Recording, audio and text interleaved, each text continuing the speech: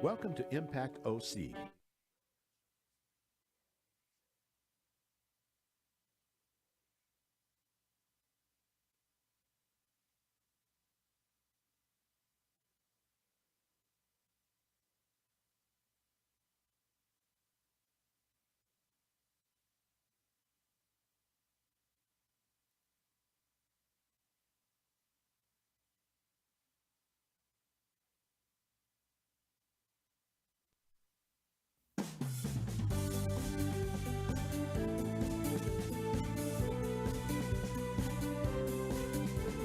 Hey, welcome everybody. Let's talk real estate. Your weekly BS with Barry Saywitz about the current commercial real estate market here in Southern California. As we take a no BS look at both sides of the issues driving this market today to find the best solutions going forward. With our man right in the middle, it's Barry Saywitz. Hey, Barry. Hey, good morning, Paul, and good morning to all of our viewers and our listeners out there. Welcome back. It is Tuesday. I am Barry Saywitz, president of the Saywitz Company, managing partner of Saywitz Properties, and we are here to talk some more real estate. If there's one thing that I've learned in my 30-plus years of doing this, it's to surround yourself with good people, get good information, try and make good decisions, watch out a little bit for number one, don't step in number two, and try and take something away from you. And so today we're going to do a little twist of a show. Who says that the fires don't impact you still? We've had issues with our guest again this morning as a result of the fires, and so what Paul and I decided to do was make something up. And we flipped a coin, and what we decided on was that we would talk about outside factors that are going to influence the real estate markets here in Southern California and what that means to all of us, whether it's the residential side, the commercial side, multifamily, what have you. And how do you plan for unseen black swans that still may be flying our way here? You pack extra underwear and some extra toothpaste and buckle up, right? And so before we get going, I do want to congratulate the Kansas City Chiefs and the Philadelphia Eagles. Both made it to the Super Bowl, so we'll anxiously await for that matchup. For the folks in Philadelphia, we wish you well. I think it's your turn and well-deserved. For the folks in Kansas City, well, we love you and you're great. Enough already. Yeah, give somebody else a chance. Your parents are from Detroit. I'm from Detroit. My family's still in mourning over the Lions. This was the year, finally, after 100 years, one of the few teams never even been to the big show, and they thought all but guaranteed, and once again fell on their face. Yeah, right? Sort of like the Chicago Cubs, right? So with all of that said, let's shift gears. Let's talk a little bit of real estate. And I want to, I guess, focus on what factors we think are going to impact the real estate markets here and why. And there really is no way to plan. There's really no way to know what's going on. We are in a state of flux, obviously, in the first 100 days of the Trump administration. Every day something comes out. Every day. That's the plan. Whether you call it disruption, whether you call it change, whether you call it modify what's going on, it doesn't matter. It's going to be different than what it was the day before is my expectation. But don't markets hate uncertainty? And this time more than ever, this is all about let's overthrow so many things. Let's shake it up. Let's see what happens. Let's keep everybody off balance. And you say it's a negotiating tactic, it might be, but doesn't it just unnerve the markets? Well, look, you and again, we're not going to look in a window, but if you look yesterday, there was an announcement that an AI company out of China was able to develop similar software with only a few $1 million than what American companies had spent billions on developing. And so you see the stock market relative to the AI world and tech stocks tank. Right. So people react to the mini, but the fact of the matter is we're not living in the mini. Tomorrow will be another day and something else will happen, good or bad. The question becomes, if I'm trying to make decisions relative to real estate, relative to my business as a business owner, relative to whether I sell a house or a property or buy a house or a property or invest in real estate or put it someplace else, what do I do? And there is no crystal ball, and I have financial people that come in and we kick this question around all the time. The question then becomes, what outside factors should I be watching that are going to impact what happens to me on a daily basis? And while I can't control any of those things, I guess I got to keep an eye on them. And so let's try and pick them off one at a time. Well, the one that's being threatened openly, and I don't know, is it just a negotiating tactic to get people to the table or to get what we want, or will we really go back to the 1930s and start putting giant tariffs on everything coming in, which means then they'll respond and do the same thing and we got a tariff war? Yeah, I don't know. But I mean, I think that the American consumer, while on the surface, you have Democratic senators poo-pooing it and bashing it, saying that the American consumer is going to pay for it. No different than this week, where the president threatened to put tariffs on products from Colombia, which Right. would tax coffee. And so then you have to ask the question, is the consumer really going to pay? Or would you just buy coffee from someplace else in the world if it was cheaper? So if you went to Starbucks and there was a tariff on Colombian coffee, would you buy coffee from Nicaragua instead? Would you buy coffee from Sumatra instead, which would be $3 instead of $4, $2 instead of $3? And the answer is, unless you really wanted that Colombian coffee, you just buy the cheaper one. But some things we don't have a choice. I mean, we've invested large manufacturing capabilities in China, right or wrong, under multiple administrations for multiple decades now here. We've taken much of our manufacturing base and moved it over there, or places like that. I don't know that we can just instantly say, well, I'll buy it from somewhere else, because it might not be anywhere you're not else. going to instantly change, but you've already seen major corporations at least give the impression or make the statement that they're going to pull back here to the United States, or Right. they're going to go someplace else. You also have to understand that many of the maquiladora factories in Mexico Right. are actually owned by, run by, and are a facade for Chinese companies, right? And so while I've heard that. I don't know that's a fact, but I've heard that. Yeah, right. it's widespread. And so you have a Mexican partner, business partner, you have a Mexican company that is the shell of the company, and it's just run by a Chinese company. And so to think that you're attacking Mexico with a tariff, you're really in fact getting to China at the end of the day. And so you're not taxing every single product in every single industry. You're taxing certain products, and then the consumer will have to decide if they're going to buy that product or not. And then I don't believe that tariffs will be for an extended period of time. I believe that whatever the tariff is, whether it's 2.5% or 25%, it will be to prove a point, Right. and it will be a negotiating tactic for something else. This is not about taxing coffee or taxing, goods from China or clothing that's made there. It's about getting to the government on a bigger picture. And so the question then is just, we could debate the politics of it all day. What does that mean for the real estate side of Exactly, things? because one of your recent guests, was it Bill Shopoff or somebody else, you were talking about how deal flow still hasn't returned to flowing. Yes. It's hesitant, and so people are still saying, well, I'm going to wait until this settles down. So I get back to the perception of the market, the perception of the economy weighs far greater than what is really going on. And so if people perceive that there's going to be tariffs and I need to slow down my spending, number one, a byproduct of that might be that it curbs inflation, which is what we need. Right. The second piece of it is, if I'm going to curb my spending, how does that affect restaurant industry? How does that affect going out and buying extra goods and Hotel, clothing? retail, yeah. Sure, travel. So I've already spoken to a number of vacation rental companies in Orange County, which is heavily dependent upon tourism in Newport Beach, especially with Right. vacation rentals. And what they said was, there was a lull. There was a lull in the holidays, and the lull was a result of multiple things. Number one, fear of the economy. Number two, I spent more money on presents, so I decided not to come. Now you have the fires of people thinking Yeah. that Newport Beach is in the fires, which it's not. And so perception dictates action, which then impacts the real estate market. We should have, who was the guy you had on that handles short-term rentals on Balboa Island? I forgot his We had a couple of folks, and so I spoke to them last week, and they handle properties for us. And while they're telling me that for the summertime people are now starting to book in advance, the fact of the matter is, in today's world, for today, it's slow. Right. And so if I've talked to people on the residential side of things, and you look at transaction volume on home sales, it's slow. Yeah, So continues why to be is slow, that? yeah. Because you don't have the foreign investors coming as much. They're waiting to see what happens.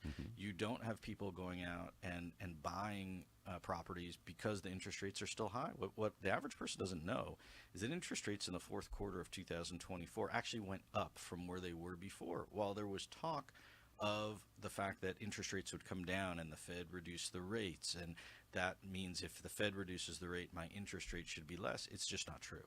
And so Talk it's about just that not for a true. second, because I don't get that. You just say that so casually. We all thought Fed cuts the rate, that automatically translates into lower interest rates for every consumer thing, from houses to cars And to it does. credit cards. No, credit cards, yes, right? So when the Fed reduces the rate, interest rates on your savings account automatically are going to come down and be adjusted, right? Those are short-term interest rate adjustments. Interest rate on your credit card could come down from 25% to 24.5%, which is not going to save you much at the end of the day. No. Right? And so what it doesn't do is it doesn't move the needle on long-term interest rates. And long-term interest rates, when I say long-term, could be 3 years, 5 years, 10 years, certainly 30 years. So if you're buying a home and you want to put a 30-year mortgage and you want a bank to lock in for 30 years, that is a long-term commitment. Right. The bank is not swayed by what the Fed did or the stock market did today. They need a return, and they're not going to lend unless there's a certain return, and that return is tied to treasuries. That return is tied to their cost of money. And so their perception of what that 30 years is going to look like. And so you have many banks that have pulled back and said, look, we're going to lend, but we're not, aggressively lending because we want to be careful about the loans that we're going to make because we're afraid at higher interest rates, people may struggle with them. Secondly, if you're on the commercial side and you want to go buy an apartment building or an office building and you got to go get money at 7%, and you're buying something with a 4% cap rate or a 4% return or less in some instances, how does that pencil? You're just going to lose money with the debt. And so the only hope is that interest rates will come down later in the year or next year, and then I'll be able to go refinance.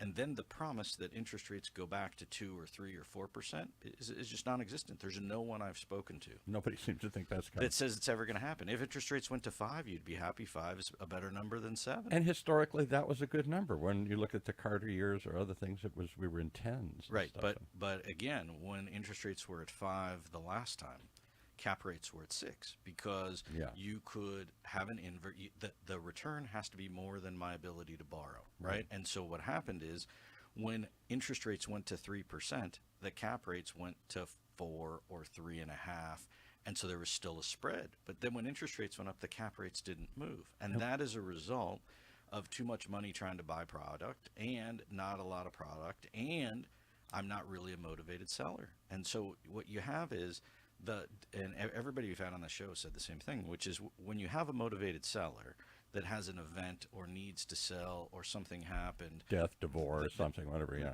then there's a much higher likelihood that you're going to make a deal because you have somebody who is reasonable. If you have somebody who says, look, I would sell, but not unless I get my number, and my number's yesterday's number, that guy sits.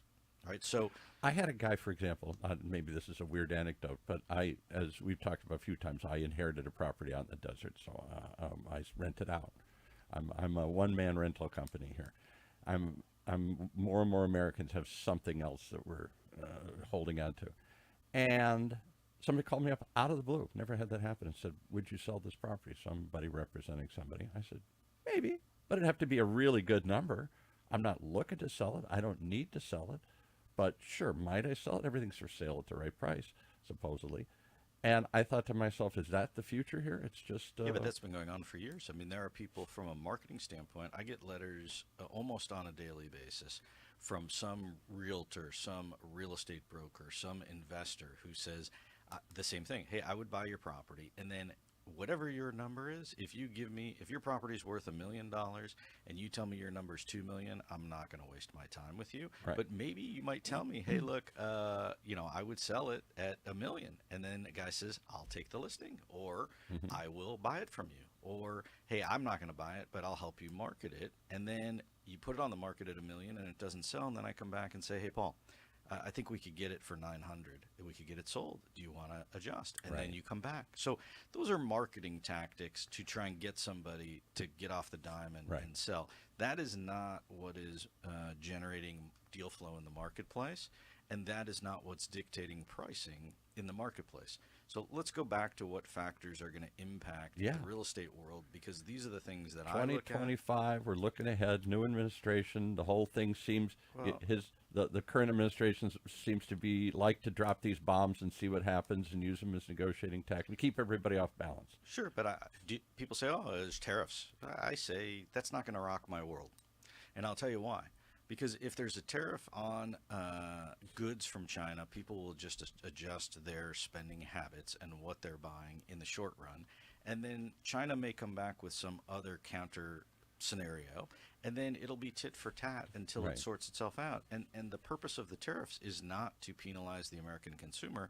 The purpose of the tariffs is to get the Chinese government do something closer different to where we would like them to be on other issues. Right. It's a leverage. Right. I hit you in the gut because I really want to punch you in the face. Right. I mean, these are negotiating tactics that this is the very beginning of it. And the fact that the consumer or the press doesn't really know what's going to happen is exactly what I would want if I was doing it, because that's how I get what I want. But if, again, it goes back to the question, then it creates uncertainty and but a tariff's not going to nervousness. stop me from buying a piece of property. It's not going to stop me from buying or selling a house, and it's not going to impact interest rates.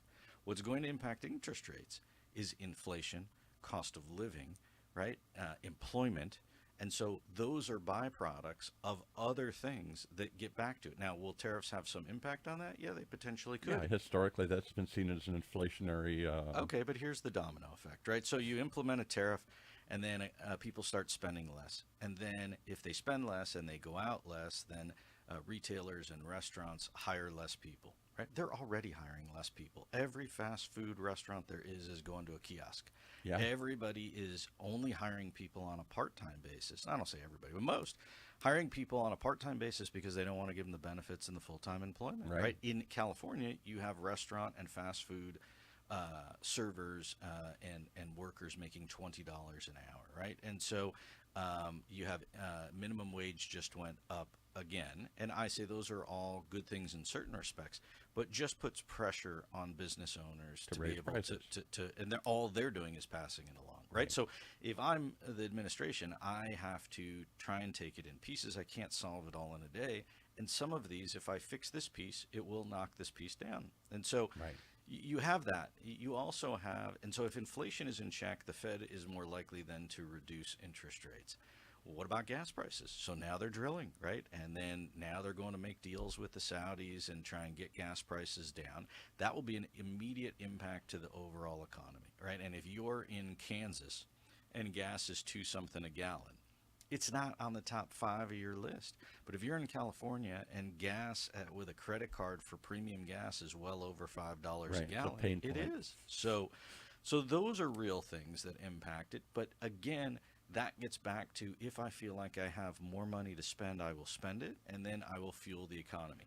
Now, as a business owner, I would tell you, if I believe, or a business owner believes, that tomorrow's going to be a better day, I'm going to start to make plans in terms of whether it's my hiring or whether it's my spending or whether it's upgrading systems or things like that. And so those kinds of things will then also have an impact on the real estate market. If I continue to hire people, the bad news with that, while it's good to hire people and it's good to grow, is the bad news with that is employment numbers still stay high, which keeps the Fed from lowering rates because they say, gee, employment exceeds unemployment, and you have an inverse relationship. The other issue of that is if people are hiring, theoretically you would think that at the end of the day they might need more space. Their business is growing.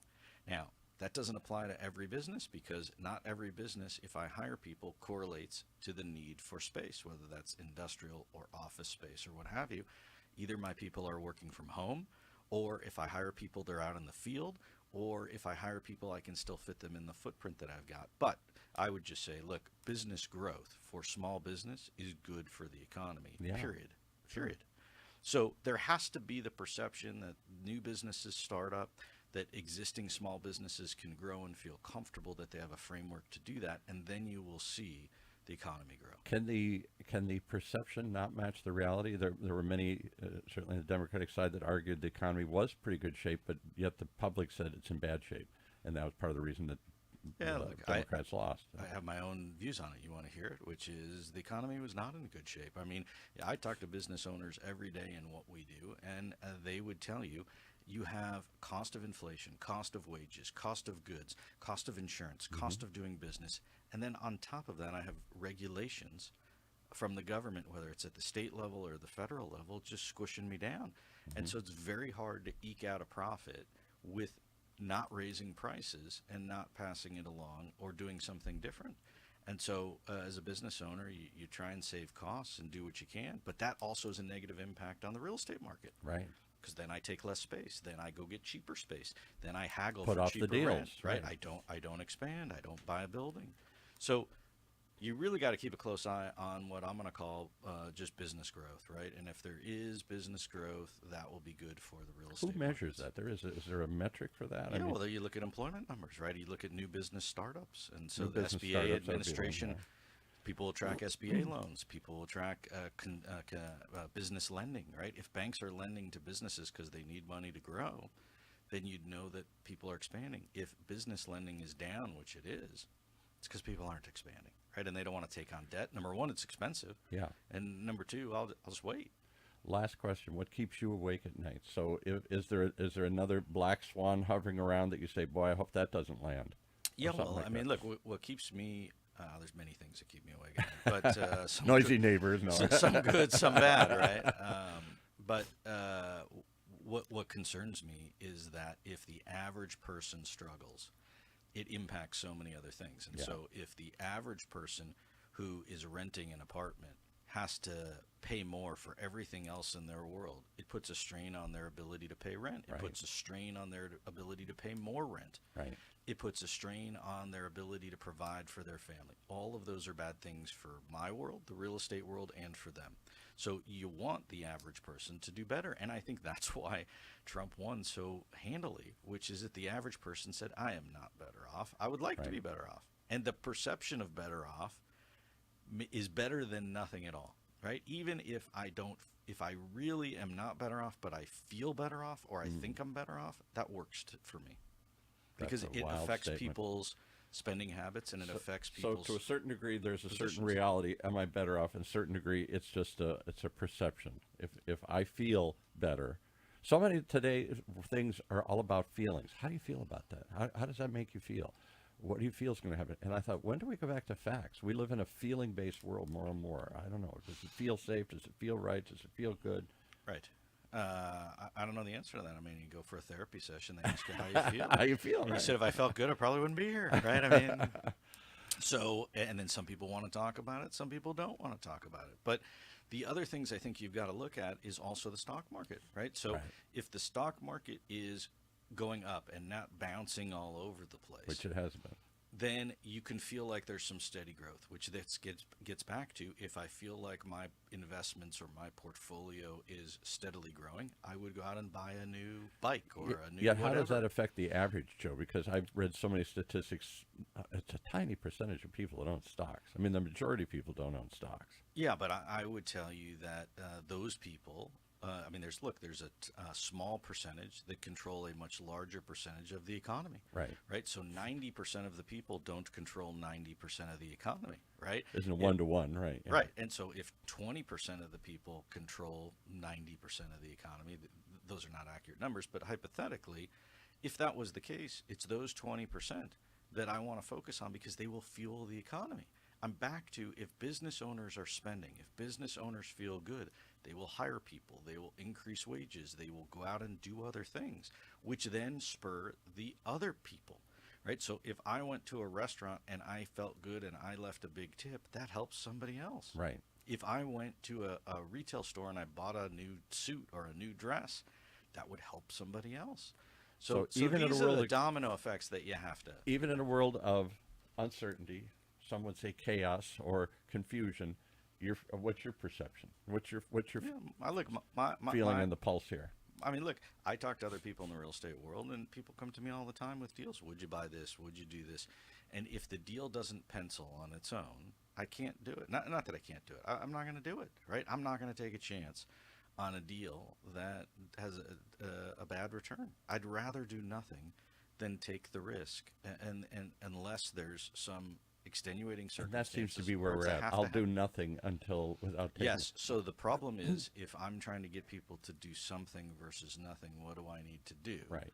to spur that on? And that is A, perception, B, interest rates, C, cost of living, right? All of the above. I also believe that if you see with what the administration is going to do, if you see them tackle one problem, which they're going to go try and tackle a bunch of, you All see at it, once, right? yeah. Because if it was me, I'd throw a bunch of darts on the wall, and if one thing worked, it might help the other thing. And if the thing that I did for the other thing didn't work, this thing might make it work a little. And you'll now start to see one action impact other aspects. So don't focus historically. You find one thing. I'm going to focus and fix this. Yeah, no. Fix, Right, throw look. 50 darts out and see what happens. Of course, and he's got a full plate. I mean, you got wars, you got inflation, you got trade wars. But I like the idea that Mexico sort of bucked what he was trying to do, and then he renamed the Gulf, and then he closed the. Who saw that one coming? But he closed the border. Now people are trapped in Mexico, and Mexico doesn't know what to do with it. And then it's welcome to my world. Right now, you know what I was dealing with, and so now you better figure it out. Because before it was, look, it's your problem. You guys figure it out. And what he said now is, no, now it's your problem too. And so you're going to get with the plan, or you're just going to deal with the consequences. And with Colombia, it was okay. You don't want to let the people off They the plane. buckled fast, I'm just right. going to slap you with tariffs. And so, and look, you look at Canada, right? So there are people that are getting on board, and the premise is I will rule with a strong hand. And if you don't do it the way we're going to do it, boy, you're odd man out. But can't that backfire in other ways too, or something? Look, I guess we're going to see. We're going to find out. The fact of the matter is, don't kid yourself. The U.S. economy is absolutely the strongest, largest economy. The U.S. consumer is the largest customer Despite COVID and a million black swans, it of still anyone, flies. right? Of anyone. And right. so if people stopped bucking what the administration's trying to do and got on board more with the program, then it would send an even clearer, stronger message to other people that were taking advantage of what we had before. And so the fact that you still see stuff in the press, and I'm not picking on anybody's political views, I'm just saying, hey, look, give them a chance to Right. do what they're going to do. And if they fail, then criticize them. Why criticize them now? Well, that's been the norm for how many administrations, Okay. left, right, and So- center. The so- minute they come in, they say, "Boo on you! We're not going to do anything you want." That's what I they- say, look, I don't have to drink Colombian coffee. I don't have to buy Chinese-made goods, right? I can change my habits, right? And I'm pretty tough to change. the best drugs come from Colombia, though, so that would be hard to change. Though. Well, that's for a small business. You don't get any tax money on it. No. But back to the real estate side of things, I guess I would just say, look, in closing, the issue is if you're thinking about buying or selling a piece of property or your home, then you will, if you're on the fence now, my expectation is you'll probably still be on the fence in 60 days I think because so. we're waiting to see how some of these things play themselves out. The problem is the more people stay on that fence, the further out things get pushed. And so then you are stuck in whatever world we have today. I would like to get to a different stepping stone as quickly as possible. That's a positive one for everybody. And I guess we'll see how that, plays itself out. Okay, stay tuned. Yeah. So anyway, for those that have tuned in and listened to our rant and debate, hopefully productive conversation, I guess the one thing that I would take away from this is stay tuned. Stay tuned. That's the only thing I can do is stay tuned. Right. We'll see you back here next week. I'm Barry Saywitz on Let's Talk Real Estate. Thanks for tuning in.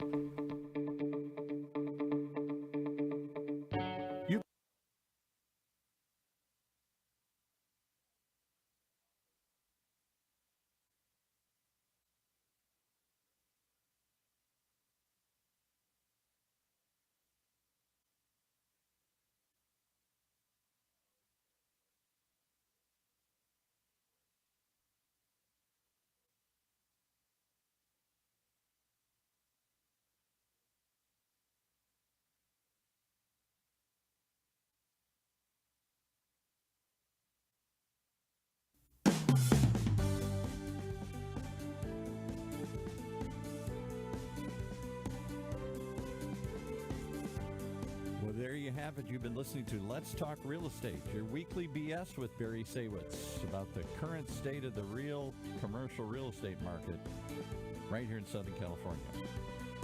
On Orange County's only community radio station, OC Talk Radio, streaming live from our studio here at the University of California Irvine's Beale Applied Innovation Center.